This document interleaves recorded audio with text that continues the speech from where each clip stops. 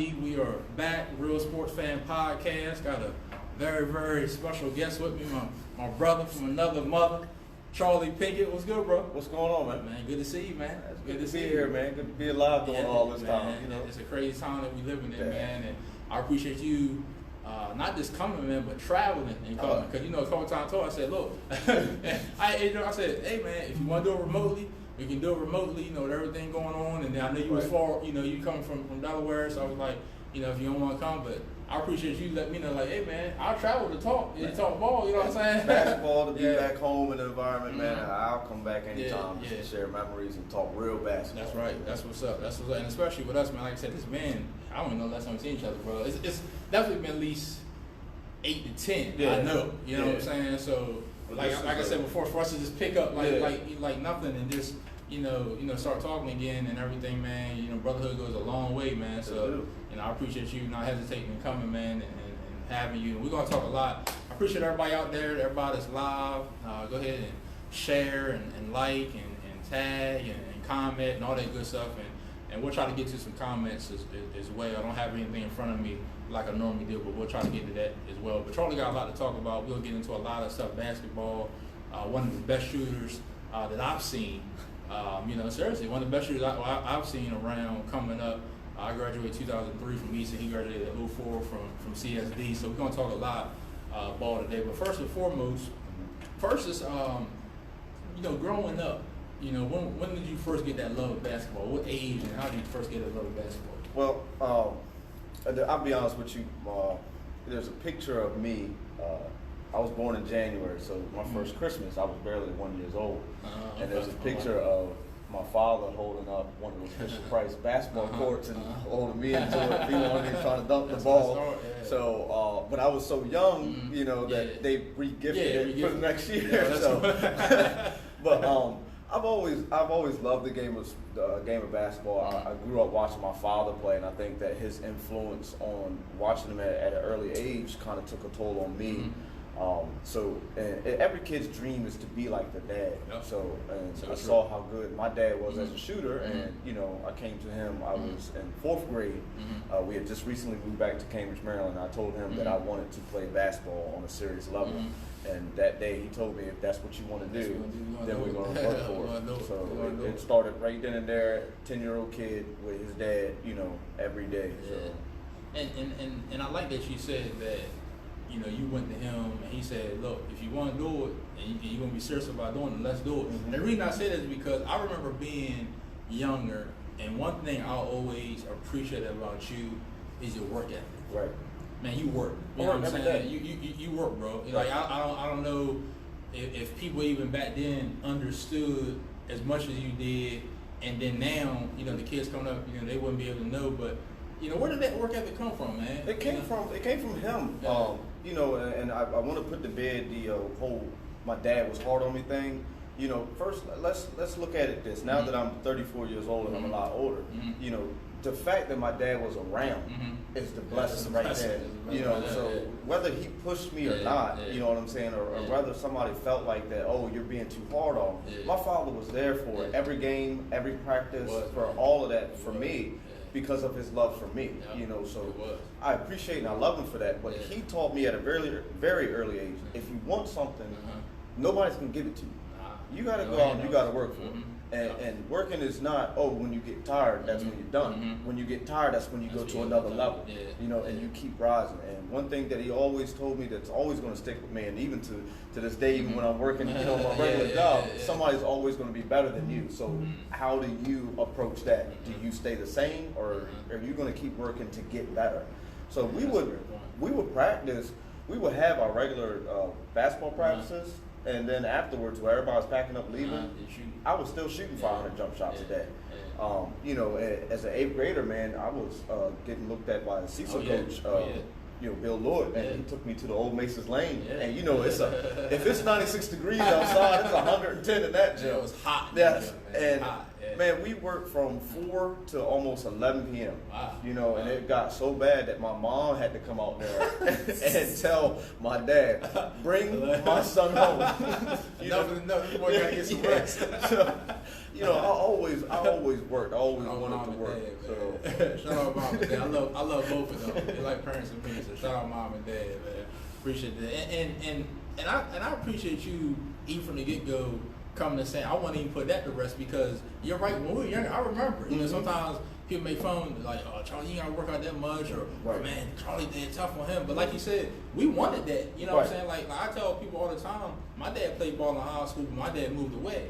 You know, so my dad, you know, came home to see me play, but my dad didn't get to work with me, help me on my craft, you know, push me and stuff like that. So thinking back then, I was even telling my wife, I don't know if it was yesterday or today, I said, I wish that I worked out with Charles. I said, because all I had to do was simply ask your pops, and your pops was like, come on. It didn't matter that we was rivals. No. Look, it didn't matter if you was in Cambridge, I was in Easton, and if a lot of people don't know, he was a coach. He was a JV coach. But he still would have told me, like, come on, Lance, like, you know, I love your pops, man, you know, and like you said, so I appreciate you even saying that, but that work ethic, man, comes a long way, and a lot of us back then, we had the skill, you know what I mean? But we didn't have the work ethic like you had the work ethic. And I'll tell you that from here, we didn't have the work ethic like you had. It's just, you know, like, and we said we were going to touch on this, and I'm just going to dabble on the subject. You know, so you know the whole work ethic part. A lot of people are born with a certain skill, but you got to master that skill. You know, and to master it, you have to work hard. You know, and you got to put in time that necessarily somebody else wouldn't put in if you want to consider yourself one of the greatest.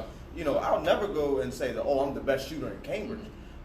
But I will say that I'm one of the greatest shooters in Cambridge, and it's because of the work that I put in, and I know what I can do because of what I have done. You know, so, you know, this generation now, man, you know, and I love them, you know, I'm built with love, but they got a little lazy, you know. Oh, I'm born with this gift, so I'm automatically able to do this. No, you got to go out and work for it, you know. And 5-on-5 during the summer ain't gonna cut it. You know for yourself, man. We play basketball year round. You know, and if it wasn't, it wasn't just in the summer. No, it was year round. Yeah, it was. It was. And that's a great point too. You know that you're making, especially now when you got the social media aspect and you know. People are able to be seen more, so to me the work ethic should go up more too because it's easy for you to be seen. So why not work at it? You know what I mean? So and even me, you talked about this before we went live, just like the Jordan documentary, the Last Dance. As great as Michael Jordan was, he worked hard. You know, they told us at the beginning about Roy Williams telling them, you gotta work hard if you want to be the best. And first he was like, well, I work better than everybody in my high school team. He said, okay, well, you in college now. So you gotta work even hard. It's next level. You gotta keep rising, man. That's it. And I think back a lot of times, and I played a lot of ball and after school. Worked out stuff like that. But I even think about sometimes that before school, that that between 6 and 7, whatever time school started, like you said, someone's always working at the same time. Someone's always doing something. So that's a great point. So going from you start working out 4th grade and perfecting your craft and stuff like that. Talk about the rec ball that you played, whether it was elementary, middle. Talk a little bit about rec ball AAU. When you get a little bit of that. Yeah, for me, it started out. I was youth league. We had the youth league back then. That's basically elementary to middle school, and I would play there or whatever. And at that time, because I'm new, I'm fresh, I don't have any friends. You know what I mean? I'm just this kid. Really, everybody's looking at me from. Where'd you come from? Savannah, Georgia. Oh, okay. See, I don't know that. You probably told me once, but okay. I was born in Baltimore. Then they moved me to Cambridge, and then Dad got a job in Virginia, so we went to Virginia. That's where my sister was born, and then he got laid off at that job and went to Georgia. And then my mother got homesick. Sorry, Mom. My mother got homesick, and she wanted to come back, and Dad made it happen. So. Here I am, this kid that doesn't have any friends. I didn't grow up with all the kids that were here. So I was always looked at as this outsider. So you know what I mean? For me, it was always super tough because I wanted to be a part of it all, but I wasn't because I didn't grow up with them, So they always looked at me differently. So that's one of the reasons why I worked as hard as I did, and one of the reasons why my dad was there with me because I never felt like I was truly accepted, So it started there. So youth league, I'm on the Vikings or whatever, and of course, you see this kid and you say, he's got some potential. He's all right. So we kept working, and then it was 8th grade is when I really started to peak. Everybody's looking at me like, oh, okay, this kid's special, and But my problem, I didn't pass ball. You got to use fire. Yeah, hey, trust me, I ain't do a lot of passing. I was firing. And I kind of regret that. I mean, now looking back, because one thing about leadership that I've learned is that you got to get everybody else involved. At that age, you don't know. So I shot a lot. I'm scoring 40, 50. Championship game, I scored 63. So it's like, oh, I'm feeling myself, and here I am. I'm Charles Pinkett. Like I'm finally coming out. So and that was fun. But like I said, I still needed to grow more. I still needed to get my game better, because I was only a shooter. I didn't really have the ball handling skills. And that year, gonna be point guard. So that summer, me and Dad, we dedicated the whole summer just working on triple threat moves, ball handling moves, figuring out how to get a jump shot just without even using the dribble. Jabbing somebody off and creating space. Versus jabbing somebody, he doesn't move, then you got that quick step, and then you stop and you pull up, because I'm short, so I'm not going in there with people that are 6'10", they're gonna throw my shot all the way across the room. So I had to develop all of that, and high school is where I became more of a well-rounded player. And it helped because my 9th grade year I was under Mo Stubbs. And sure was. Mo was a quick, yes, he was. Quick point guard. Say quick again. I know, and you have to. It's almost like you have to quick. Stubbs, yeah, he was quick. But he knew the game. As a point guard, he knew how to get in between players. Man, if you look at Mo Stubbs his senior year, man, I used to be amazed at how he could turn the corner on somebody and his whole body be discombobulated, but still be able to get up for a layup or give a pass to Jawar Stevens. You know what I mean? So I always respected that. And he may not know, but I followed him. And I saw all of that, how wiry he was. So, and then when he graduated, I remember Coach Camp coming to me and coming to DeAndre and saying, I'm going to start you guys. And that's when we kind of like, okay, we're 10th grade, that's what we're going to do, and we just decided that from me and Jones then, we elevated. We skyrocketed from there, and and that's when we had our battles. We had a lot of battles. And that's when, we would go to work, man. So. And I chuckled earlier when you were talking about the triple threat move, because I have the last Eastern Cameron game we faced in my senior year, and I can see it very clearly. The jab step, the pump fake, go by, because like I said, we know you was a shooter. So a lot of times we want to run out, and you was always smart. You pump fake, take the 1 or 2 dribbles. Pull up. And then pull up. But like you said, that wasn't always there 7th, 8th grade. But like you said, as you kept developing your handles and your game.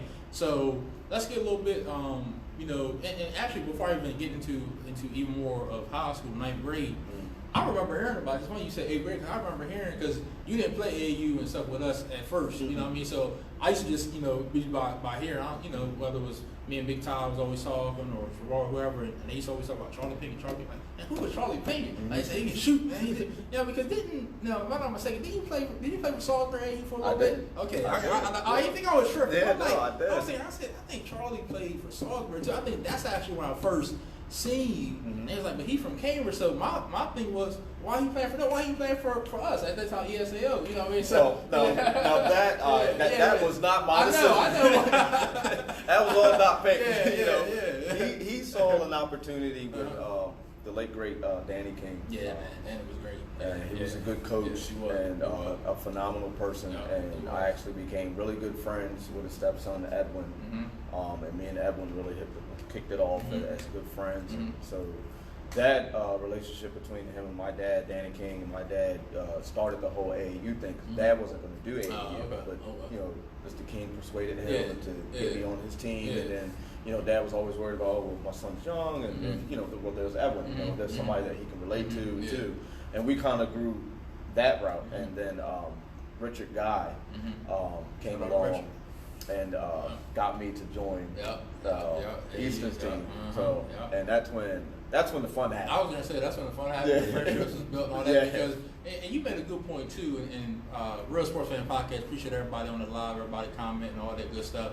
And got Charlie Pinkett in the building. And it's funny you said it in a way, because looking back now, like a lot of times, like when we kids, it's one thing. When we adults, as you look back and things, and you're right that not that you were standoffish, but I can remember you kind of being to yourself. You know what I'm saying? Because you know, and us being from Easton, like I said, I didn't know the story. You came 4th grade, and that's why a lot of the guys didn't connect. But you know, me and you always connected like just like it was like just like that. You know, you know what I mean. So we built that brotherhood and that friendship and stuff like that. So when you said that, thinking back, I'm like, wow, like I see what you mean now, and I you know. So thanks for sharing that, man. Thanks for being transparent. Thanks for sharing that as well. Yeah, of course. 9th grade, like you were saying, you were playing behind most stubs, getting shot out most stubs, and like I said, the point guard play that he exhibited, you know what I mean, was phenomenal. Yep. You know, now, do you think it was good that you went right to varsity 9th grade, or do you think a year of JV would have prepared you more? Or do you think that you sitting behind Mo? It sounded like me personally, it sounded like you sitting behind Mo watching, as you saying, helped you even more than you playing JV. For me personally, like I said, my dad always pushed me to the limits, and then once he saw what the limit was, he would always go a step further. So, you know, let's rewind a little bit to 8th grade summer with me working. So, shout out Tyron Anderson, Dingling, of course. You know, so that's like a big brother to me. But so I was already playing against these guys. Yeah, you were playing up. You always playing up. I was always playing up. So when I got to 9th grade, you know what I mean, I was already used to playing with most stubs and Jawar, you know what I'm saying? Like me and Jones from playing, Dad opened up the gym in the summertime, we were already there. You know what I mean? So we were used to me it was just, you know, another day. You know. You always so, Dingling, man, Tyron would always, man, he I remember this one specific time, man, I went to the hole and I went up for a layup, and he ended up basically just pushing me out there, you know. So I'm like, ball. He said, man, he said, no. He said, did it leave your fingertips? Did I make you miss the shot on your own, or did you lose your focus? You know what I mean? And I start and pause, and before he could even say it, he's like, check up down there. You know, so by then it was like, that's his ball. You know what I mean? And that brought a certain mental toughness to me. Like, so this is how I have to play. You know what I mean? Like, if you get fouled, you get fouled. You keep it moving. You find another way to get it back. You know what I mean? You either make the stop or you make the shot. You know. So, and then going into 9th grade, like you said, being under most stubs, man. Like I said, it taught me a lot because he taught me how to be a point guard on that scale. You know what I mean? So following him, watching him. And then, not a lot of people know too, Jamal Chester, Wade. He was on that team, man. That was my cousin. So I had two really good role models to follow. You know, for them to show me how Coach Camp played, you know, or one of his players to play, versus how I was being shown at youth league. So you know what I mean. So that's true. But like I said, when I was there, man, we played St. Michael's. We were playing terrible St. Michael's. I don't know why we went to overtime against St. Michael's. Oh, we went overtime, man. It was terrible. And I had they put me in most Stubbs got in foul trouble. So Stubbs got in foul trouble. Kent puts me in the game, and I have an okay game. You know, 16 points off the bench. That's not bad. You know what I mean? So that's pretty good. I'm doing all right. Well, you know, it's overtime. Obviously, we don't won the game. You know, so it's about less than a minute left. We up by whatever. You know, so me being a young adolescent kid, I started bouncing the ball off my knees, dribbling with my knees up down the court, you know. You was really I'm feeling myself, man. I didn't think you did that. Yeah, I'm feeling myself, man. So Camp's yelling at me, cussing me out on the floor, come all right now, pull you out. That's like, so, you know what I mean? But those were the good days, man. I always remember that game because I felt like I felt like, okay, I'm ready. You know what I mean? Like coming off the bench, I scored 16. Like now I feel like, all right, I'm ready. And that's what prepared me going into the 10th grade. You know what I mean? And then we took our learning. We took our learning curves from 10th grade all the way up to 11th grade, and then 12th grade we took our team and we went across the water. And you know what? And that's a good point as far as still on 9th grade for a second. As far as and I can speak that you and Jones both of me. Y'all could have went on JV and averaged 30. Right. But what would that have done? JV doesn't, no disrespect to anybody, but JV doesn't mean anything, as far as record-wise and team stats-wise, but it's good, don't get me wrong. So it made sense for y'all to go up and learn and get ready for your 10th grade years. So let's go ahead. Actually, before we get to 10th grade, we played y'all, twice, obviously, like we do every year. So starting with your freshman year, like you said, you had Mo Stubbs and Jamal Chester and Big War, and always get on War because the other day, the other week, he posted a picture and in the paper, I was going up for the layup, and then he coming. Just like I said, man, why you got to post out, man? So I always messing with him, you know what I'm saying, about that. What's up, my G's, baby? Welcome home, baby. You know what I mean? So it's funny, you know, even thinking about that. But I remember going on the road because we played y'all first in Cambridge. Yep. And you know, we going in there. I'm in 10th grade, Cabby in 10th grade, so we young. And even though we had a couple of 11th grade, it was a young team. Right. I think we only had one person that played the year before on varsity, and that was Casey Roberts. So playing y'all in Cambridge, we only lost by 9. And going to in Cambridge is one of the most hostile environments. Oh, absolutely. I put it right there with Hurlock because Hurlock used to have a one side. That was it, yeah. You know, so both of them, you know, so we only lost by 9. So I think we were feeling ourselves too much because when we went to Easton, y'all blew us up on 50. You know, and I always said because like even me, I had a good game in Cambridge, I had 17 and was feeling good, and even at home, you know, I hit the first shot of the game, we went up 2-0. Said, okay, we can stick with these guys again. And before you know it, boom, you know. So I say all that to say that your freshman year, you like you said, you played a lot as a freshman, but you don't see that a lot. You got a lot of experience and exposure because y'all blew a lot of guys out too. Right. Y'all, so that was your first baseline title, and now we're gonna transition to your sophomore year. So what was it like your sophomore year, going from behind most stubs and now, like you said, you're starting now. You're the starting 2 guard. Am I right? Yeah, starting 2 guard. So let me know how it was transitioning into your sophomore year. Sophomore year was a little tough, mentally anyway. Like I felt physically, I felt good. I felt like I deserved to be here. I wanted to be here. I felt like I worked hard enough to be here. But mentally, you had other great players, Shavar Tripp. You had Ty Johnson, Dante Johnson. You know what I'm saying? Yeah. You had other players that had worked to be there. So when I got the starting job, it was like. For me, it was like, oh Lord, I better not, Dare I mess it up? Yeah, I better not mess it up. So it was tough mentally because I'm playing with added pressure. You know what I mean? And it wasn't added pressure from not just from the coaching staff, but from our players, from the community, from yourself, from myself. Right? You know what I mean? So. I'm blessed that I went on and had a great year. We had a great year. You know what I mean? We really did. But that year was a mentally. Just mentally draining for me. It was new. You know what I mean? And I'm still young. You know what I mean? I'm 15, 16, so I'm still young. I don't really know how to cope with it. You know what I mean? So, but we had our learning curves that year, and who was it that year started? You Jones, Mac, George James, and who was that big guy? Was it I don't know. I don't know. Will started. It had to be Will. It was Will Bees. Yeah, it had to be Will. Shout out to Big B. Shout out to B. Yeah. So, and that year we talked a little bit about this too. Talking about the Eastern Cambridge rivalries and keeping count so far. Obviously, 2-0 y'all. 2-0 you. You know what I mean? So then that next year, I remember because I don't know if you remember, but we were both 3-0 playing in Easton. It was a Friday night. I'll never forget. I'll never forget. And I remember we was the only game in town, so everyone came to that game, and it was undefeated versus undefeated. So it was a big deal, man. Yep. And like you said, that was a fight, right? That was the fight. So like you said, nip and tuck the whole game. I mean, back and forth.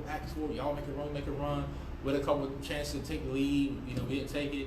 So then, like you said, with about a minute and a half, I think it was a hard foul. I think Cabby on Mac and.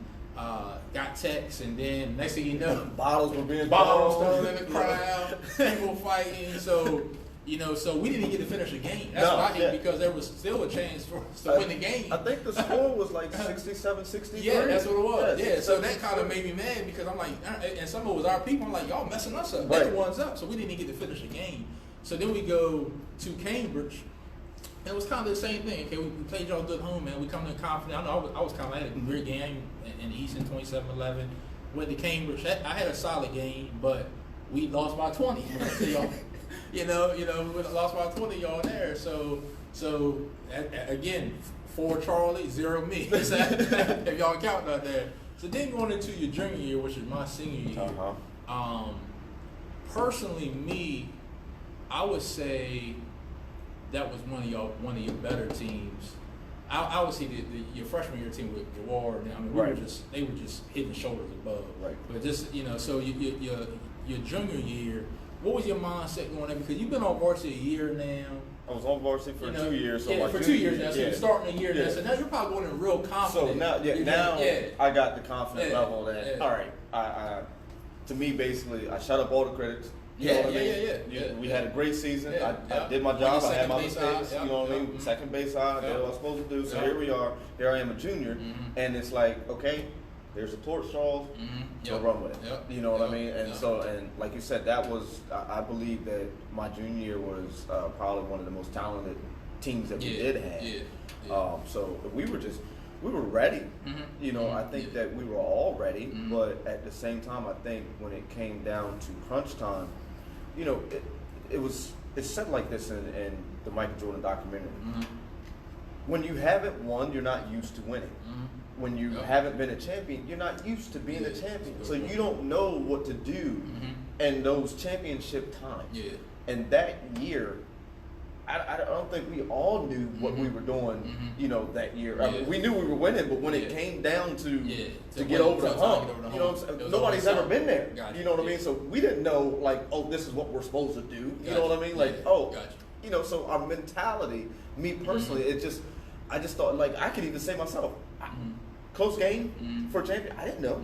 I've never been in there, you know? So am I passing it? Am I shooting it? You know, am I driving? I don't know, you know? So I had a lot of options too.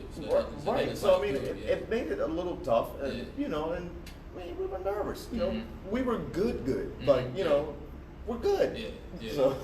And that's a good point too, because you know, and even going again with our rivalry, you know, Eastern Cambridge, obviously the biggest rivalry in high school basketball around here. That was my senior year. You know, so you know, we had Gary that year. And I'll never forget.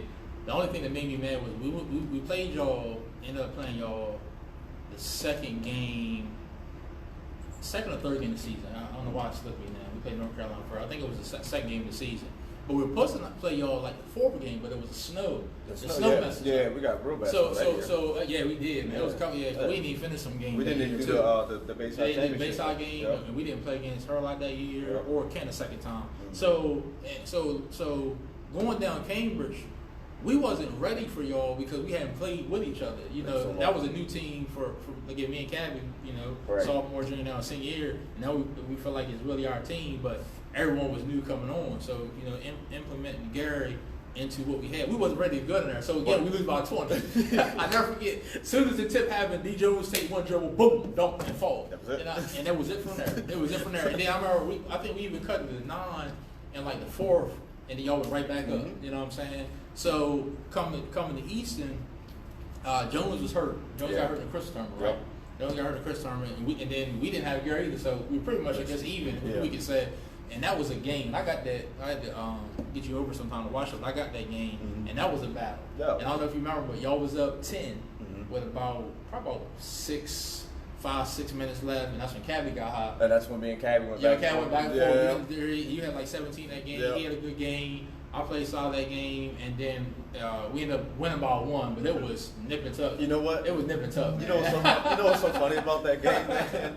And shout out to Cabby for this. So Cab's hot, like he's just hot. You know what I mean? Everything. It didn't matter. But then like in some kind of weird way, I got hot. So you did. I remember like he shoots and it goes in, and he's like yelling to the crowd, right? So then I come back down, I hit. Now I'm yelling. You know what I'm saying? So now this is where it gets. All right, Gabby. like, all right, man. So he comes down and he hits another 3. So instead of him yelling to the crowd, he yells at me. I was like, all right, man. I said, all right, Gabby, man. You know, and I think I held on to that memory because, you know, and that's where I want to bring in this point. You know what I mean? Like, when I played Easton again after that, I never forgot that. You know what I'm saying? And Cabby didn't play, but I never forgot that moment. You know what I'm saying? Oh, okay. You know what I mean? But we would, Easton, Hurlock, North Carolina, shout out to Ronald Ringo. Ron, what's good? You know, we would play each other so hard on the court. And this is what I always loved about our generation. We could fight on the court. Literally, fight on the court. We could beat each other black and blue, bloody, whatever. You know what I mean? Off the court, We were cool. It was love. We were cool. But when we stepped on that court, you were no longer Lance. You were an Eastern Warrior. Yeah. I was a Cambridge Viking. You know what I mean? And I'm trying to take your head off, just like you want to take my head off.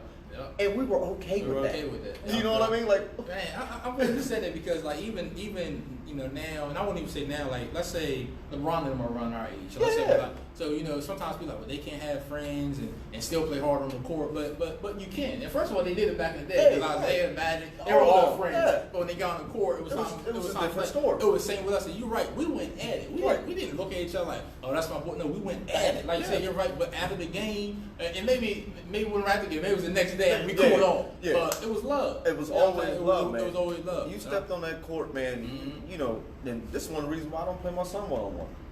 Because I'm gonna beat him. It's funny. You know what I mean? Like I don't take no words off my dog. Yeah, no, you're not getting this. I'm gonna beat you. I know. I told my brother the other day. I said, my dad used to tell me this. You put a baby on that court, I'll beat that baby a level up. Exactly. You know what I mean? I ain't give him nothing. Then give it a kiss and send it back to his mother. You know what I mean? There you go. You know what I mean? So, but that was the mentality, man. We wanted to win, and we were going to fight on the court. You know, and we were going to leave it all on the court. And then when it's over and done with, you can't come back and say, oh, I could have done this better, I could have done that better, or I should have done I left right there. You know what I mean? And 2 days later, I see you in Walmart. What's up, bro, man? How you doing? You know what I mean? Yeah, that was a real good game, man. I like how you gave me that elbow. You know what I'm saying? I'm gonna get you back. You know what I mean? That was it, man. But that's how we grew up, man. And that's a great point that you made. And like you said, so now I like how you said that.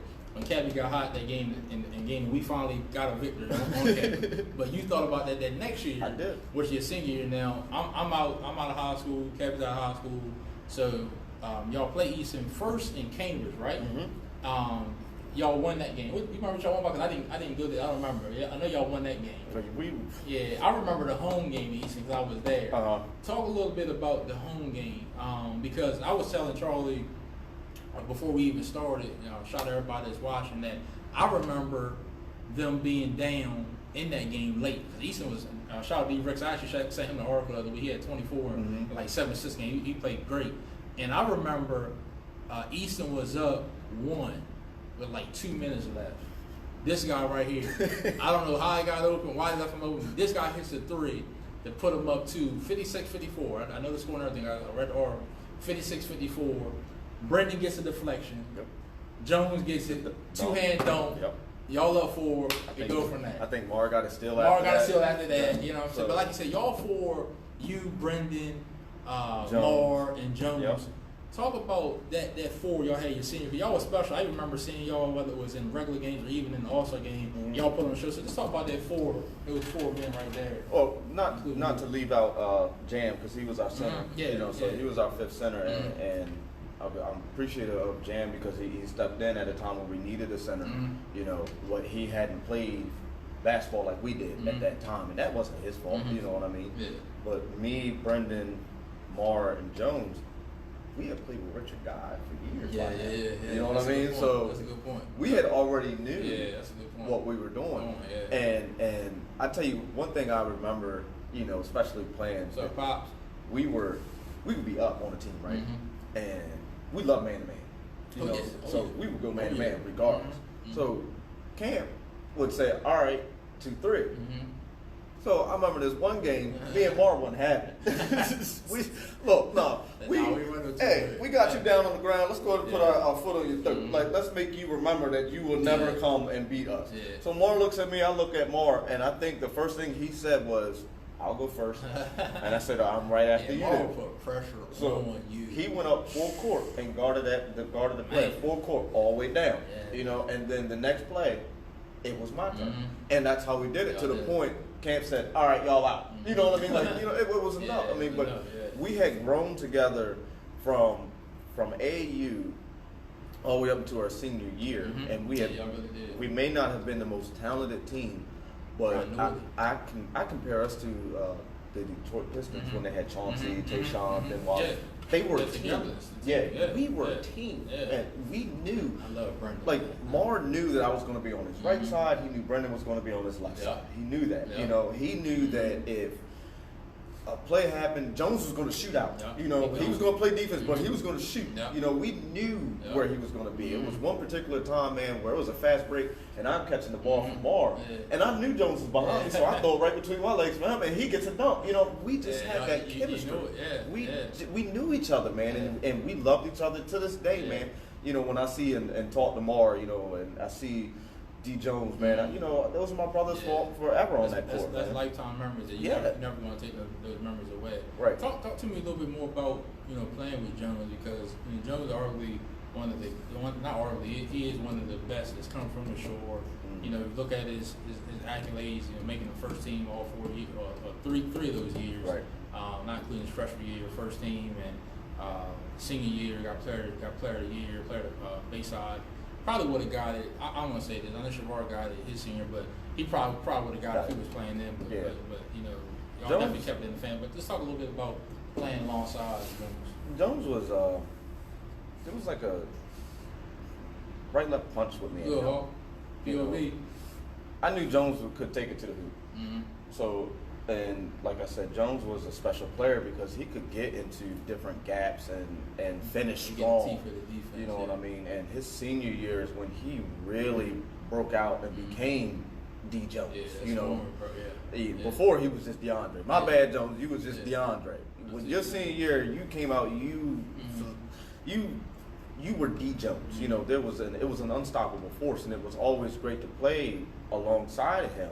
You know, because I knew that at any given night, if I had a bad shooting night, if Brendan had a bad shooting night, Jones could carry the load. You know what I mean? Mark could carry the. You know, we like I said, we were all a team, so it didn't really matter. Now y'all four had good games. Right, we was good. Now you get us all four hot, and you might as well cancel Christmas. There's no stopping it. You know. But fun fact about Jones, you know, everybody can talk about D. Jones and all that. My first 3 years, I outscored him for 3 straight years. And then my senior year, I don't know, I guess I went down to me and Mar playing point, trying to facilitate more. I ended up averaging 13 points and 10 assists. So, you know what, and thinking back, that made sense because if you look at Jones' stats, those years that he made the first team, he was a big guard. So he did a little bit of everything, rebounded, facilitated a lot, and it was a lot of mouths to feed. You know what I'm saying? So he had to get people involved and make sure, you know, I'm sure bickering and different things like that. But like I said, go to the senior year, it's y'all team, both of y'all teams. So, you know, y'all like, well, we can score as much as we want now. We ain't got to worry about such and such getting mad and stuff like that. So actually, I can believe that. That actually makes a good point. Both of y'all, 1,000-point score for your career. So that actually definitely that's a makes blessing sense. too. Yeah, that actually definitely makes sense. And then you know, I was thinking, your senior year, you also won Bayside, right? Yep. And who did y'all lose in the playoffs that year? I can't remember. We lost to Dunbar. Oh yeah, y'all sure did. We lost to Dunbar. Sure did. It was a lot of It was a lot of talk about that. Was that regional championship? Yeah, that was regional championship. Okay. So okay. What should have happened? And big ups to Dunbar, man. I didn't play well. I've always put blame on myself for that. I think I was like 1 for 10 or something like that. I didn't shoot very well. And a lot of that haunts me to this day of how I didn't step up and play. But Dunbar they were big. You know, I got a picture of the guy that was guarding me. He was like 6'2". You know what I mean? So Dunbar was big. I remember playing them. A lot of people forgot, man. Coming into my senior year, I had suffered that hole in my intestine. Yeah. So I was. I'll let you segue to that. You know what I mean? I really wasn't. Can you talk a little bit about that? And if I could segue for the people real quick, I remember going to the AE tournament, and it was like you said, the summer before your senior year, and that kick to your stomach. And I remember sitting there first, like it looked like a regular kick, so I was like, all right, get up, Charles. I know you good. But after a while, you kept laying there. And man, I tell you, I got scared. I was like, man, something ain't right. So then I remember your mom got down. So talk a little bit about that, and thank you for reminding me about that, because that's one of the things I had jotted down. What happened? What exactly was it? And just talk about the difficulty it was having that injury. I mean, my mind is obviously foggy from it. But what I got from it is that I was going for a steal, and I'm a 2-foot jumper. And the guy was a 1-foot jumper, and we all know that 2 feet jumper goes straight up and down, 1-foot jumper kind of glides a little bit. So his knee went into my rib cage, or my side or whatever, and pushed my intestines up against my rib cage and tore a slight hole into my intestine. So I remember it's almost like somebody taking the breath out of you. You know, so I had I came back and feeling my side or whatever, and they had scored obviously. So the ball's been passing to me because I'm playing point guard, and I remember taking 2 steps and just passing it back to I think it was Mike Bell. Yeah, I think it was Mike Bell. Yeah. And Mike Bell looked at me like I was just crazy, and I think after that, like I can't tell you what happened because I went down on there. Yeah, I just went down, and then I remember waking up on the court and I started throwing up, and then I went back down again, and I blacked out, and then I woke up again. I was in the ambulance, and that's when they asked me, "Do you know who you are?" And I told them that my name is Charles Pinkett, and then blacked out again. And then the next time I woke up, we were at the hospital. Man, that was scary. And they told me that I just had a bruised stomach, so they sent me home. Oh, really? They sent you home? They sent me home. Yeah, sent me home. So. And this is across the bridge. Across the bridge, yeah. So sent me home. I think that game was on a Friday. Yeah, I think so. I went back that Friday or whatever, and Friday night it was throwing up. Saturday, I got up, I started doing stuff, but then I started throwing up again, throwing up. So here comes Sunday night. I had thrown up so much that it became bile. It was green and it was acid, acid. Because you're not nigga. You just don't know. So remember then Monday morning, man, it was the weirdest Monday I've ever had. Like God bless my mom, and God bless the God's intervention, because she decided that she was going to stay home. She was going to stay home with me. She just decided that, and I'm so glad that she did, because I woke up and I went downstairs, and she has a workout. She's on a computer, and she's sitting, man, not even 6 feet from me. You know what I mean? Like real close, and she starts talking, and I mean, it was like something out of the Twilight Zone. She started fading, like literally, like I could see like her fading out of my mind, out of my memory. You know what I mean? And after that, like she tells the story better than what I can, because I don't know. Yeah, you don't remember everything. She said, I remember probably a little more than you remember. Yeah. I just know that the next time that I came back to, I was at Dorchester General, and they were sticking. Or no, I was at Dorchester General, and they had pumped morphine in me, so I was high as a kite. My mom said I was in there screaming, Charlie, Boombaye. I had just watched Muhammad Ali documentary, so I was in there, Charlie, Boombaye. Oh, and then she said they stuck the catheter up my penis, and you know what I mean? She said I gave them a look like this, like, but I'm Charlie, Boombaye. And then there was a surgery, and I mean, that week just kind of flew by for me. So that was scary, and I remember because, like I said, we were done, high school ball, but I remember for AAU as a senior, it was like one more term they were gonna let us get in, and we didn't end up playing, so we ended up coming to watch, and I remember that your mom being there and all that, and that was a scary thing. So like I said, God bless, and thank God that you were fully healed and able, like you said, to even play your senior year. Right. That was scary. That was crazy. I went from 160 pounds to 150. Like I said, you already went big, bro. Right, I wasn't big at all.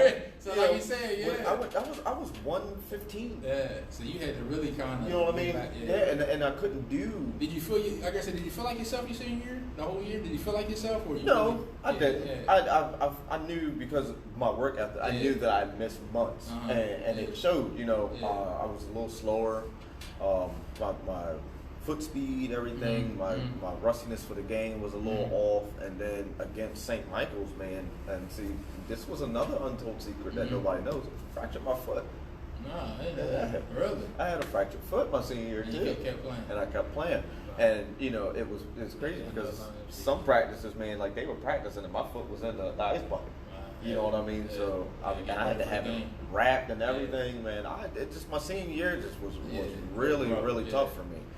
And it drove me crazy, and I wanted to come back, and once I came back, you know what I mean, like I said, the fractured foot kind of put me back down, and that's when, now I've never really said this or shared this out loud, but that's when I think that my mind was starting to think more so of what if after basketball. I got you. You know what I mean? And I got you. All that time it'd be basketball. Yeah.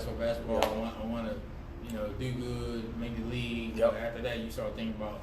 I almost lost my life to basketball. You know what I mean? You know what? Thanks for sharing that, and hope everybody's paying attention to that, because sometimes we do have one plan, but we all know that God has the ultimate plan. Yeah, sometimes things happen in our lives to get our attention, you Right. know, and like you said, that made you think about, like you said, life after that. Right. You know, life after that. So I appreciate sharing that and jogging my memory, because one of the things I had written, if I left here and didn't talk about that, I would have been mad. Let me try to refresh your memory again. I'll tell you another time or another incident that built our bond. I don't know if you remember. But remember a couple summers before that, before your junior year, my senior year, we went to camp together in Jersey. Remember the outdoor camp? Remember the outdoor? I forgot about that. Oh, but man. I think it was me, you, Jones, Mike, Cabby, DJ. I think it might have been, I think Ryan or somebody else too. I think. Mike Bell was there. You know what's Mike, crazy? yeah. There was a kid there that we were teasing, man. He finally took a shower one day. Yeah, like, yeah, he was yeah, dirty yeah, as all yeah. that. That's right. He Yeah. was dirty like we were looking at him. Oh, you dirty mother. Like, you know what I mean? Y'all, because but we went down there and put in work. Yeah, we did. did. Me and you was on the same team. Yeah. We made the top 40 down there. We would put in that work there, was but dope. I mean, that was just. But see, and that's where, you know, a lot of people, like I said, they don't understand. D-Rex. AAU basketball, man, it brings a brotherhood It to does, it all. man. You know It what I does. mean? So It we does. could battle on the Yeah. court, Yeah. you know, versus each other, but we knew that we were friends off the court, Yeah. man. So you had no problem. No problem. You know what I mean? Mhm. Beating me up on the court and Yeah. vice versa, and then being my boy, you know, like you Yeah. said, a day Yeah. later, 2 days Yeah. later, after we cool off or Yeah. whatever. But you know what I mean? Yeah. So, and that's why I've always respected, you know, the Eastern players. I've always respected Ronald Ringo. Mhm. I've always respected other players because, you know, what we do on the court is what we do on the court, and you leave it there on the court. And You it's know, love to this day. Like when we ever see each other, like even around, we see each other all the time, and John, and like I said, whether it's you and Shavar. So that's a great point. That brotherhood, that all that was built on. Right. You know what I'm saying? Let's talk a little bit. You know, you graduate high school. If I'm not mistaken, did you go right to Cecil after high school, and your redshirt, they won the championship? No. So tell me how that went about. So I get to finally say I'm going to Cecil or whatever. Mhm. So I think I graduated. I worked off the stage June 2nd or something like that. 2 weeks later, I packed my bags and I was gone. Oh yeah. They worked early there. Yeah, I was going because like I'm going to you was college. going, you Yeah, I'm going to college. You know what I mean? I heard that, bro. I had a Toyota Corolla, and I had like my bags packed, I had trash bags in there full of clothes. And I'm gone, you know. Yeah. So I'm getting up there because in my mind I'm thinking, you know, no offense to my dad or anything like that, but I'm free. Yeah. You know what I mean? Nobody to push me. I can work when I want to work, blah, blah, blah. So I'm thinking I'm going to a cakewalk, you know what I mean? And come to find out, they are way worse than my dad. You know what I'm saying? So, but I get there, and the whole time I'm thinking, all right, this college is what I work forward to play my first year. You know, so I'm working over the summer, and we get into the first practice. Boom, you know, I'm there. Kyle Camper's there. Craig Winder. I was gonna ask you who was there. Okay. Chris Way was there. Like, I mean, it was Craig just on last year. He came on the show. it was just amazing amount of talent on that team, and that's when you start to realize that Cambridge was cool, but you're a big fish in a little pond. I got you. You know, so you get out to college, and now you become the little fish in this big pond. You know what I mean? Guards aren't 5'6" anymore, 5'7". Right. They're 6'3". You know what I mean? So, you know, and it put me in a situation. It was like, well, dang, am I good enough? You know what I mean? So I ended up, the coach decided that my first year, we're going to redshirt you. I didn't know what that meant, man. Yeah, we didn't know about that. Yeah, what you talking about? No, you're going to sit out. You can practice with us, but you won't play. What? Can't play, you gotta practice. What? So, I mean, that's just what it was. And that year, I think, was mentally hard because I'm away from home. I don't have the comfort of my room. I don't have the comfort of the normal people that I would have around me to when I'm down will pick me up. I have to find motivation on my own. Yeah, And that's a good point there. Yeah. when you have a coach that tries to get the best out of you by yelling at you and, you know, pushing you way worse than what your dad did, and then you have players that are doing the same thing. They like you, but they want you to get over the hump. Your first year at 18 years old, 19, tough. It's mentally tough. And I think my freshman year in college, every weekend that he gave us off, I was coming home. I was coming home. It was different, right? Yeah, it was just different. I wasn't ready. Yeah. So, you know, fast forward to my official freshman year where I'm playing, I was by that time I think I was ready, but like I said, it started to sink in then that the amount of work that I would have to put in. You know what I mean? I'm not sure if I'm ready to do it. So I mean, I played, I worked. You know what I mean? I did what I was supposed to do. I went out and I had great games. You know, I was a good backup. Yeah. Oh, Brendan, what's up, Brendan? You know, hey, Brent. What's up, boy? I had I was a good backup. You know, but I had worked from 10 years old all the way up until 20. Yeah. And I think that I had saw, you know, my peak. You know what I mean? Like, I think that the goal was always to reach the NBA. And then when I saw that that's not happening, I mean, surgery, you know, this, and then I broke my hand that year. Okay. You know, so then there was another injury that I had to go through. And I mean, we ended up winning the national championship, and that was great. That was fun. You know what I mean? And then the next day, after coming back, it was all right. Back to the gym. It's like, like good. Like, you know what I mean? Like, yeah, I just want to have some fun right now. You know. Yeah. So basketball wasn't as fun. It didn't become fun anymore. And then I had my first knee surgery. Oh, okay. So, yeah, injury too. I had there was a bone that was coming off that they had to screw back on. So I went through that and rehabbed that, and luckily the coach there was able to find a 4-year school that was going to take a chance on me. But there was 2 schools actually. There was Wilmington University. That's the one I wanted to go to, but they weren't going to offer me room and board. Okay. They were just going to offer me a scholarship to play. Gotcha. You know, my young behind. I'm all young. You know, man, shoot, my parents got money. You know what I mean? Y'all put me in an apartment. You know what I mean? Yeah, I don't know. Y'all put me in an apartment. You know, I really wanted to go to Wilmington because I felt like that I was close. You know what I mean? Like, you know, something would have happened. I could get home or whatever. Blah blah blah. But Dad wasn't thinking that way, and that's totally fine. Like, I don't blame him at all. You know, Lincoln Memorial and Harrogate, Tennessee was offering me a free ride, free room board. Only problem was it was so far away. You know what I mean? I remember this ride, like, you know how you fall asleep in the van and you wake up and you think you're still seeing the same trees. You know what I mean? We know about the van ride. Yeah, the van ride. So I'm like, oh my God, we're not there yet. And then I go back to sleep and I wake up and we still ride. It's like, oh. And we get out there, man, and it is. Now, you know, I know that in Cambridge, I'm Church Creek. I'm not in the inner city of Cambridge, you know. But I see a lot of black people. You know, living in Cambridge, you see a lot of black people. When I went to Tennessee, I saw a lot of white people. It was culture shock. You know, it was a huge culture shock. And I mean, they're like smoking their Marlboro Reds, you know what I mean?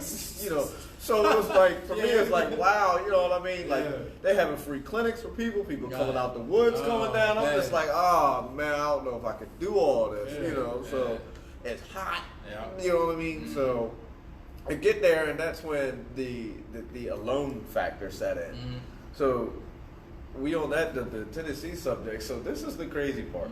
So I'm in practice, you know what I mean, and it's like the beginning of practice. We're in practice, so we're doing sprints. Boom! I'm thinking I'm running as hard as I can. I'm going as fast as I can, right? Like, yeah, I'm gonna show them. So you know how you touch the line or whatever, right? So I spring back up. Before I knew it, I turned my body and not my knee. Pop right there.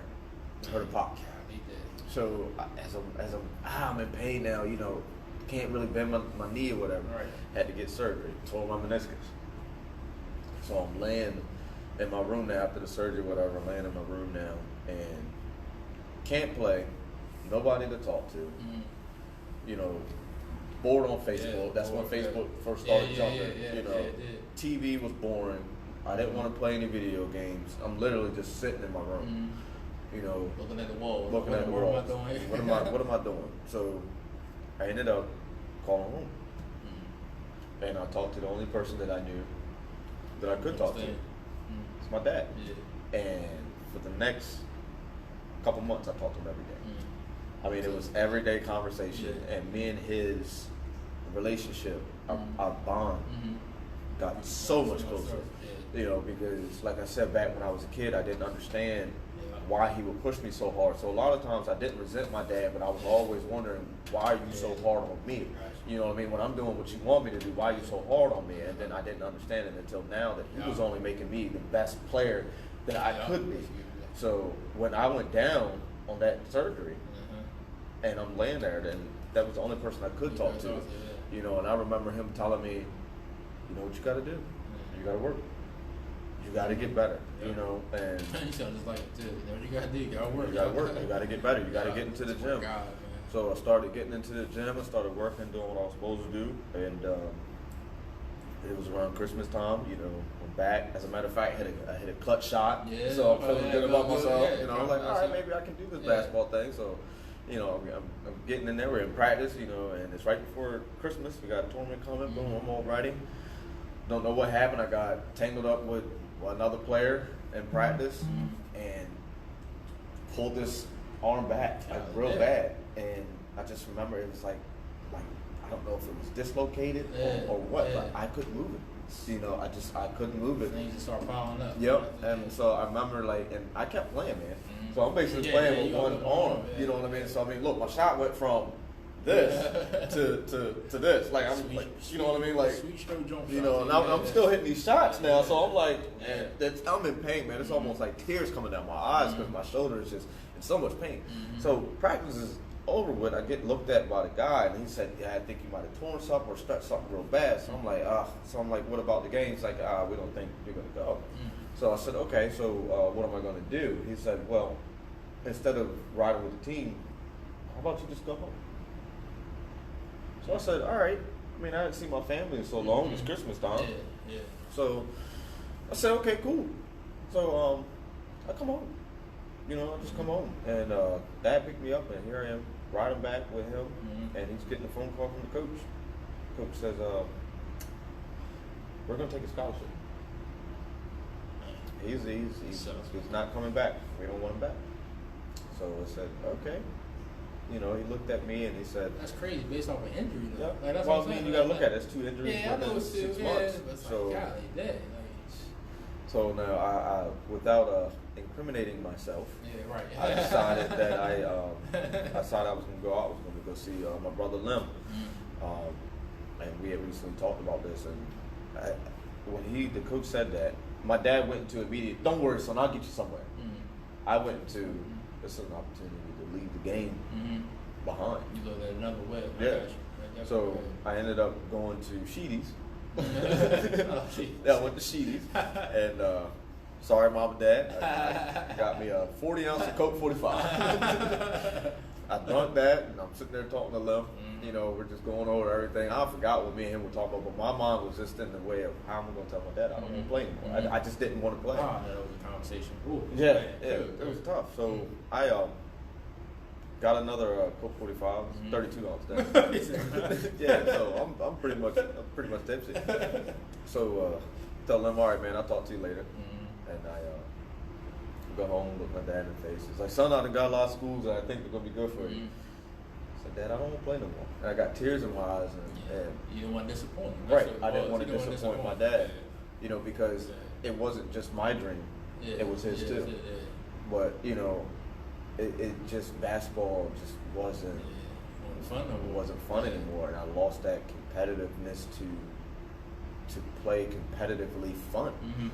If anything, you know, I was tired of working out, and you know, I was tired of putting my body through all of this and doing all that, and you know what I mean. And you know, to this day, I think the next morning he woke up and said, "I got this school for you." You know, I'm still like that. I'm not. I don't want to play no more. You know, and I think I had to really like, Dad, I'm done. You know what I mean? Like, he might have thought, okay, he just needed another night to sleep on. I was mentally done. I mean, I had went through, you know, so much from being in 4th grade, you know, starting out of feeling not accepted in Cambridge to all the way up to, you know, oh, he doesn't pass the ball in middle school to, oh, he's not worthy or he's not good enough to play high school, he's not good enough to start, that to, oh, he can't do this, to he gets to college. He did have that too. You know what I mean? I was here. He did have that. It was tough for me, man, and I saw an opportunity to actually put the jersey down and walk away from it, and that's what I did. And it was a tough life after basketball. I'm not gonna lie, because you know when you grow up doing something for, you know, we all look back now. And like, man, like, you know, not that we didn't love the game then, but you just wish, you know, you could still have, you could go back being younger, you know, you realize like hey, when you're an adult, it's real. Right. Yeah, you know what I'm saying? It's time to get a job. It's time to find some things that I truly love now, and I thank God that Dad put passion in. And I saw my parents grow up teaching, and that's exactly what I do now. I love being able to help and be with developmental disability children and see the progress they make, because they work probably 10 times harder than what I did. So when I see them actually get something that brings joy to me, and now I feel like I'm giving back the same way that my dad gave back to me. And and now I have a beautiful life. I live in Harrington with a beautiful girl. So I seen she's on here. She was on here. I seen her shout you out. So we just, like I said, God works in mysterious ways, and this is the path that He has set, for me, and this is the path that I'm going to take. And I love the basketball. I still love basketball, but basketball doesn't owe me anything. You know what I mean? Yeah. And I don't owe basketball anything. So. But and I appreciate you sharing that, and again, man, being just transparent and being real sports fan podcast. That's why I'm here, because even though you wanted to walk away from basketball, the work. Remember we talked about work ethic earlier. The work and dedication that not just even your dad, but your parents instilled in you. Yep. And like you said, teachers, like you say, mom principal of middle school. No, the Chop Tank. Chop Tank. Yeah, Chop Tank. Yeah. My niece went there. Yeah, my niece was there. Yeah, of Chop Tank and your dad and everything he's done, and just your family dynamic.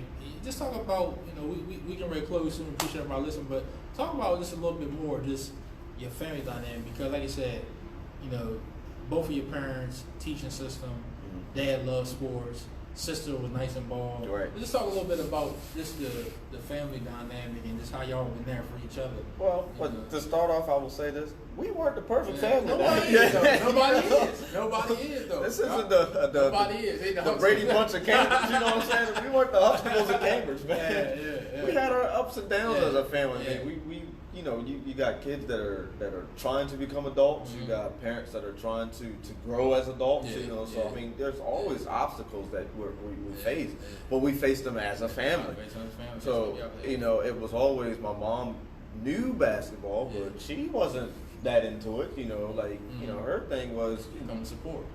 Support, and you have good grades, you know what I mean? Like, is your grades good? You know what I mean? My dad was, he's gonna push me in basketball, and for me, and shout out to my sister, but a lot of times, man, like, my sister was one of my biggest influences, because I was her role model, and I didn't even know it. Wow. Everything that she accomplished in basketball, she worked for it, but she was watching me, and she wanted to be better than me. So I paved that path for her, you know what I mean? So, and to see her when she plays, it's like, it's like, I'm so proud of her because of the female basketball player that she turned out to be. And but we were that family that, you know what I mean, like, you had your Sunday dinners, you had your leftover Tuesdays, you know what I mean? We go out to eat here and there, I didn't cuss in front of my mom and dad. My dad was a very strict and stern person, and he kept,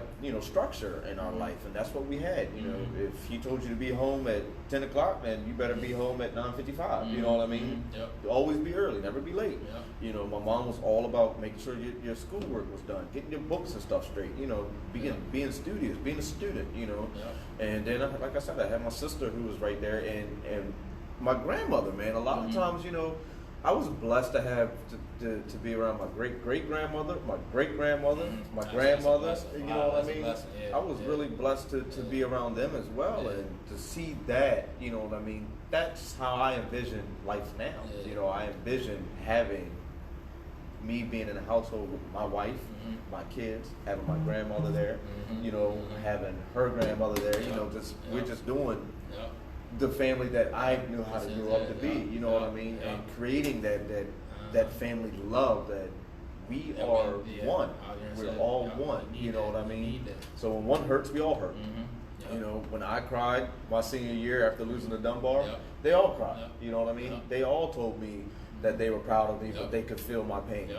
When that whole surgery with the stomach thing, my mom and dad were there every day, you know what I mean? We were a family, and that's what it took for me a lot of times to be able to handle all that added pressure, you know, and not just to my mom and dad and my grandma and my sister, man, but countless uncles and aunts and cousins and friends and best friends and best friends that became brothers, you know, that they were all a part of my life, and they still are, man. And I love each and every one of them, and they may not know what they have done for me, but they have been emotional support even to this day. That's what's up. That's what's up, man. That's what's up. And I appreciate you sharing all that. And before we switch to the NBA, before we get out of here, the positive influences, and I think we both can attest that, whether it was your dad, your mom, whether it was my mom, whether it was Richard, I mean, all the different people that we've been around, like you said, aunts, uncles, like you said, now as we get older, I know more and more, like if I see a kid, or if I see something I can do to help, or a way of serving or something like that we seen it before. Right. So now we bring it on. We have to pay it on and have to carry it on. So that's what it takes. Yeah, that's what it takes. You know the old saying, it takes a village to raise a child. You know, and the village isn't just your mom and dad; it's everybody that's included. That's right. You know, so. That's right. And that's what. And I know this is your first time here, but here at the Dance Center, Build African American Minds, that's one of the things that they do here is about. It takes a village. Yeah. So kids come here and they get tutoring and can play in the gym and, you know, can talk about their problems and stuff like that, you know. So that's especially now, especially now in this day and age, man. You better talk to somebody. I mean, it's ridiculous. But that is a whole different subject. We're talking next time. We get that next time. So look, I want to hit you with some NBA stuff before we get out of here. First and foremost, do you have a favorite team, or you're a player? Some people go with the players, some people have the teams. So let me know about that first and foremost. I'm old school, so if I say I'm a fan of this team, I'm going to be a fan of this team. I may not follow this team because we lose, but you know, I've always been an Orlando Magic fan, and that's very surprising. Not a lot of people know why, but I was a Penny Hardaway. I was going to say, so you was a Penny and Shaq. I was a Penny and Shaq, man. When they first came to the league, I was like, oh man, they got great colors. They're a great team. Yeah, them jerseys was you know, and watching Last Dance, I never, because let's set the record straight here. I grew up watching Kobe Bryant. I caught the tail end of Michael. So I caught 96, 97, 98. We ain't catch the first right.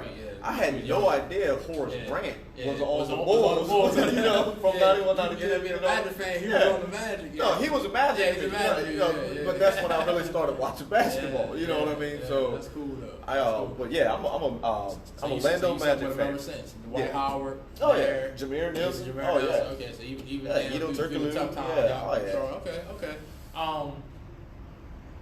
This year, hopefully, I'm assuming and really hoping, if everything is safely to do, that they can resume the season. Yeah. If they can resume the season, I don't know, since the Whites now with the Lakers, if you are kind of cheering for the Whites, but the whole Lakers Clippers debate.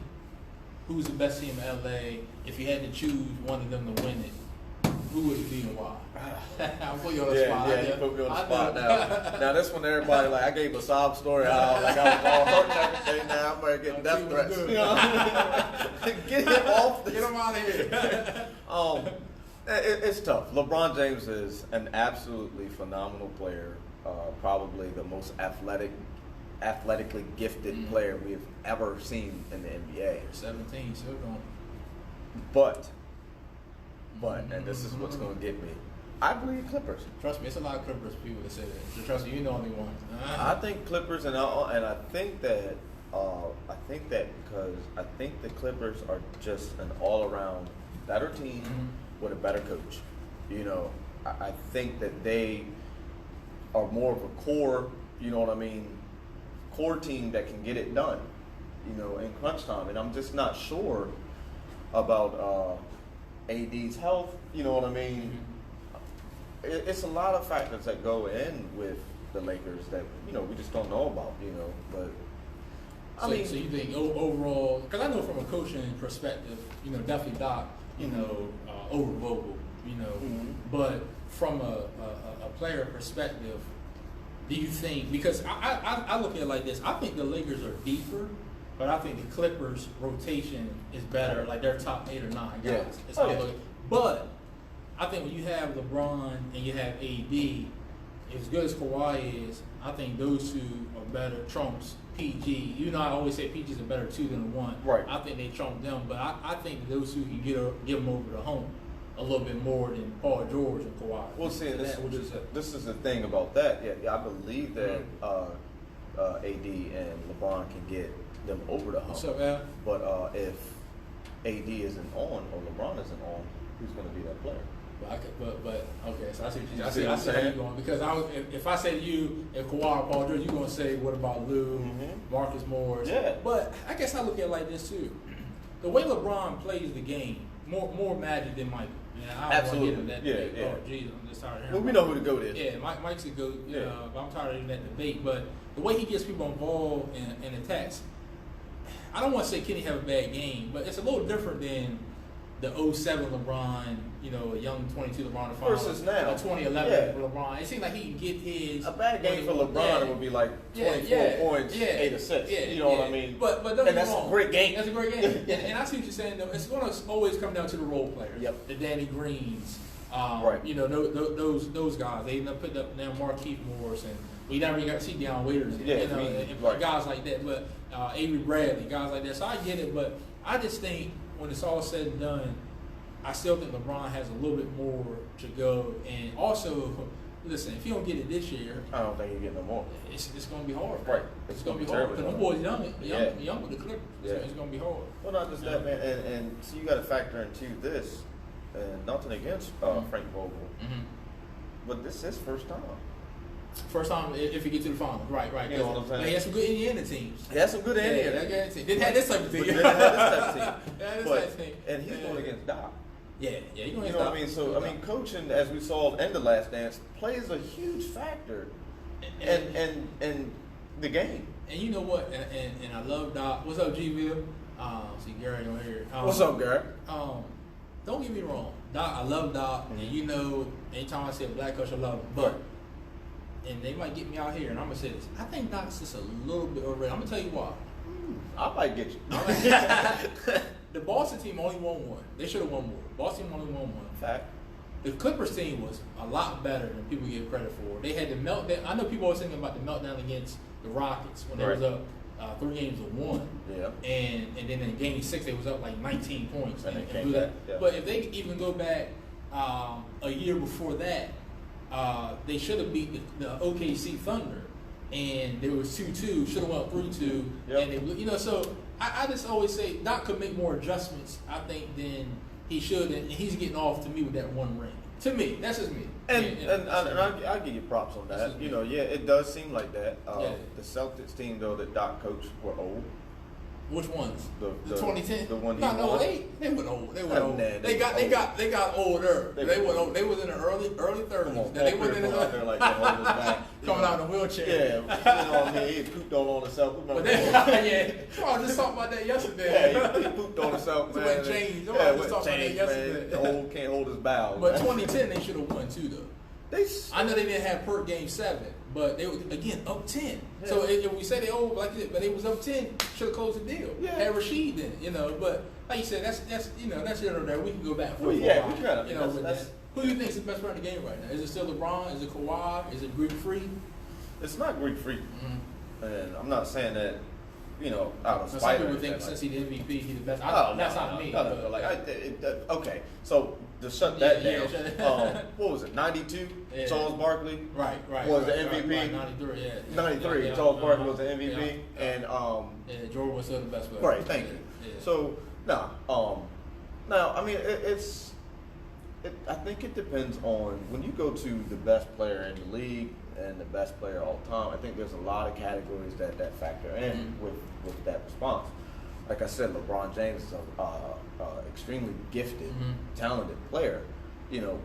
What KD can score better and handle the ball, in my personal opinion, just a little bit better than LeBron. Handle-wise. Yeah, LeBron makes better passes. You know what I mean? Sure. And is a better facilitator on the floor.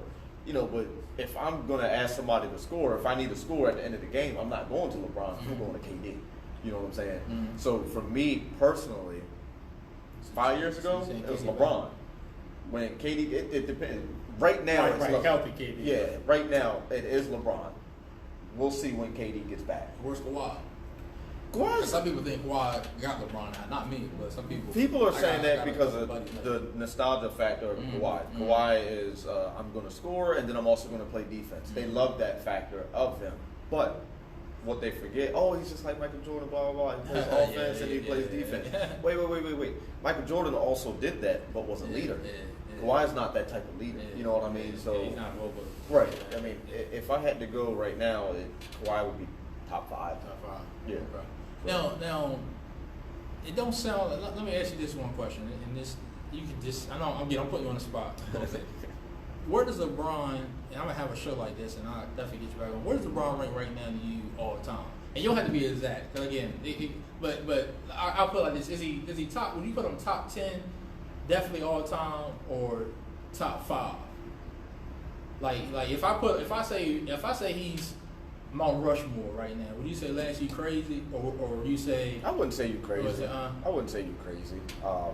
You know I'm a D Wade fan, by the way, so I ain't well, D Wade is not top 10. No. But top 5 shooters all the time. Yeah, I get that. I would. That's tough. It's tough. It's tough because he's not finished. Yeah, he's not finished. And that's what I always tell me. I'm glad you said that. I always tell people that too. Can we wait till the man's finished? You know, because me personally, I still think, and I know it's stacking up against right now, but I got a friendly wager with one of my friends. Shout out Sam Mahan, that he said he's not gonna win no more. My boy Sam. I say he's gonna win at least 2. You know, because I think he's got to lead with at least 5.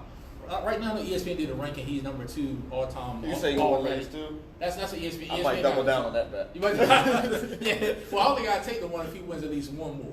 But I said 2. But yeah. But yeah, if he's smart, then he could double down. But so that's why I asked that. You know, right. You know, like I mean, but I know it's tough. It's tough because he's still playing. Yeah. Second of all, you know, and I hate to do that way. I mean, we look at it's tough. It's tough to compare errors. Right. It is way tough to compare errors, especially when on any level. Right. I keep telling that even in high school they try to compare how can you compare level? I can't compare Magic Johnson. I never seen Magic Johnson play. I only got a chance to look at his highlights. You know what I mean? Like I never watched this game, but if I had to, LeBron would be top 10. Top 10. Okay. Top 10. And I'm only saying that, and it's no shot to LeBron. You know what I mean? It is a tremendous feat to get to 9 finals. But if you ain't winning in the 9 finals, what's the point? I get you see what I'm saying? Like, and everybody's like, oh, Jordan, he only won 6 times. He won 6 times, and then he didn't let them go to a game 7 at all. You know what I mean? Like, come on now. I got you. Let's put things in perspective. You know, we forget this whole LeBron James, Michael Jordan talk. What about Kobe? I was just that's why I was going there, because it's a lot of people. They say y'all got LeBron talking about comparing him. What about Kobe? It hasn't joined Kobe yet. Right. Well, see, the thing with Kobe is that we've seen Kobe before. His name was Mike. Yeah, name Mike. You know what I'm saying? We ain't never seen nothing like LeBron. You know what I mean? So when you that's why Steph Curry's getting all his glory. He's probably the best shooter we've ever seen. We ain't never seen nobody shoot like Steph Curry. That's why he's getting it. We seen Kobe Bryant before. His name was Mike. You know what I mean? And that's where we're like, all right, Kobe, we get it. You're like Mike. You know what I mean? But LeBron is this. You know what I'm saying? So okay, I respect that, and I could go back with you a little bit on the finals losses, but I want to have you back on the show, so we'll say that for another time. We'll say that for another time. Good, because I'm bringing So I'm gonna leave you with 2 more things, and I'm gonna tell you what I'm gonna tell you, and give you a chance to think about it. Then I'm gonna say something to the people. I want you to give me your top 5 shooters in NBA all time. So think about that for a second. Okay. And then right after that, I'm gonna ask you top 5 point guards in the game right now. Okay. So top 5 shooters all time. Okay. And I'm asking you that, obviously you're one of the best shooters I've seen, and then you also was a point guard as well. So that's what I'm asking you. Appreciate everybody, man, tuning in, man. My boy here, man, when he hit me up, said, let me get on, and we connected, man. It's been a long time, man. I ain't seen this man in probably like 10 years, so, man, this has been a great show. But before we get out of here, I'm going to let him answer those 2 things, and then we're gonna go from there. So first, top 5 shooters. Top 5 shooters. All time. Right. That and you can say that you've seen. I know you haven't seen everybody, Right. So, all right. Now, this is in no way, shape, or form order. No order. Yeah, I got it. Steph Curry. Okay. I'm gonna go with Reggie Miller. Mm-hmm. I'm gonna have to go with. Damn, I just had him on the tip of my tongue too. Albert Mourning. Mm-hmm. I'm gonna throw that in there. I like that. Albert Mourning. I like that. I was just talking about the week. One of the best shooters I've personally ever seen. Ray Allen. Okay. And for the people out there to make y'all mad, Charles Pinkett. I like it. No, that's fine. No, that's love. That's respect. That's respect. So that's your top 5 shooters. And I was just telling somebody today is that, see, when I started watching high school ball, it was right after Albert graduated, so I never got to see it. Yeah. And I always hear the stories, man. I'm like, oh man, he was amazing shooter. It was crazy. Amazing shooter. Crazy. Top 5 point guards in the game right now. The point guard is a deep position in the game right now. Top 5 point guards in the game right now, and I do want you to rank the top 5. I do want you to rank. I'm putting you on the spot. I do want you to rank the point guards. Top 5 point guards in the game right now. Right now. You can start anyway. You can start 1 through 2, 5, or 5 down to 1. However you want to start. All right. So 1, I'm gonna go with Kyrie.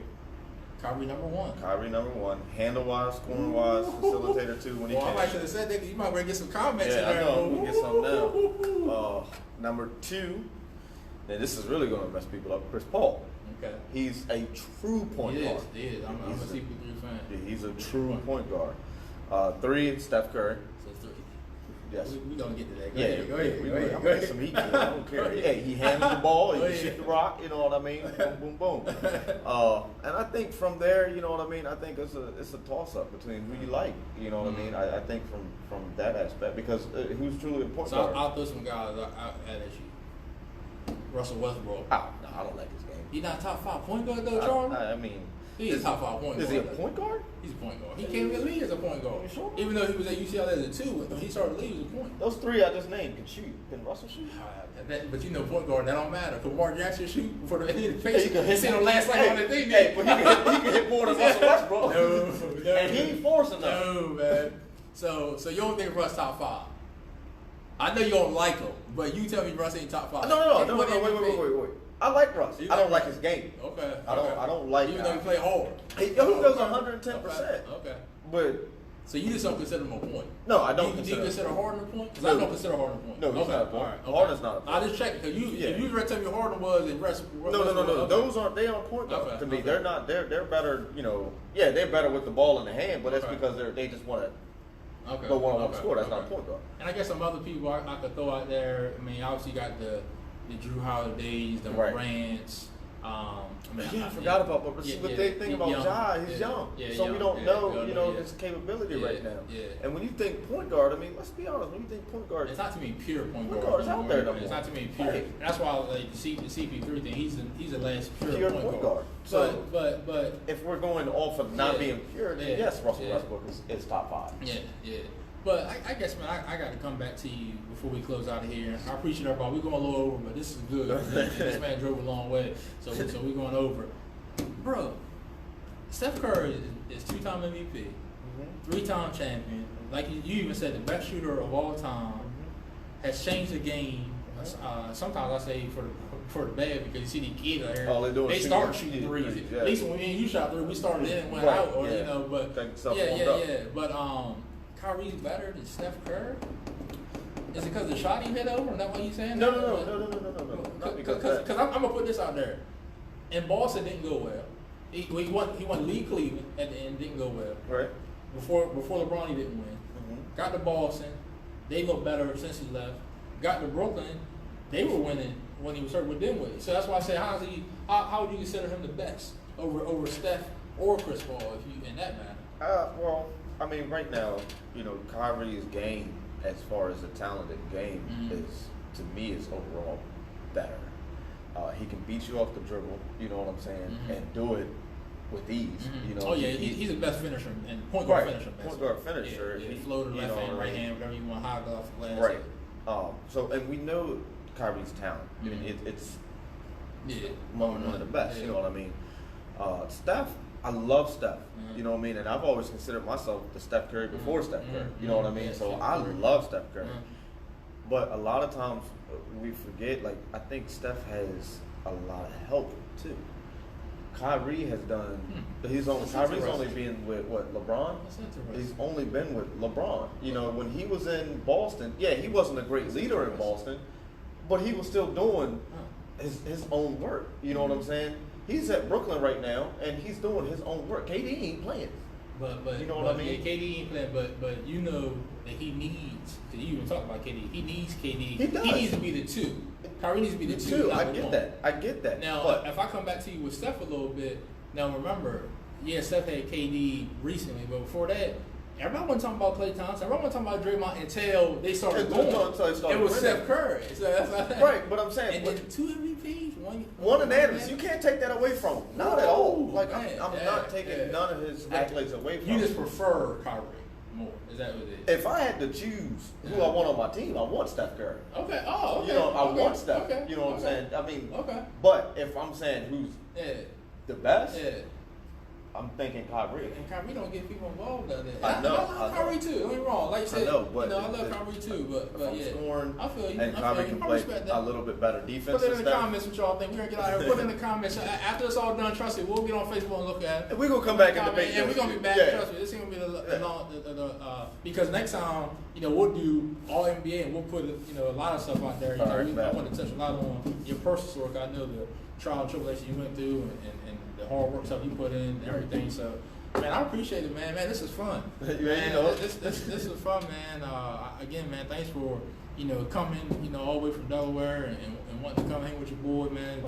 Been a minute. Real Sports Fan Podcast.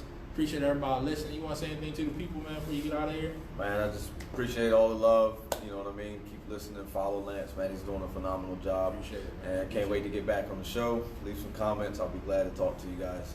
Love you guys and God bless. Appreciate it, man. God bless. Real Sports Fan Podcast. Check you back next Monday. We got Michael Stanford Sr. coming through. We out of here. No, next Tuesday. Actually, Memorial Day next Monday. Next Tuesday. Well, your days running together. Yeah, run together. And quarantine. Quarantine got next Tuesday. Next Monday, Memorial Day. Appreciate y'all. Peace.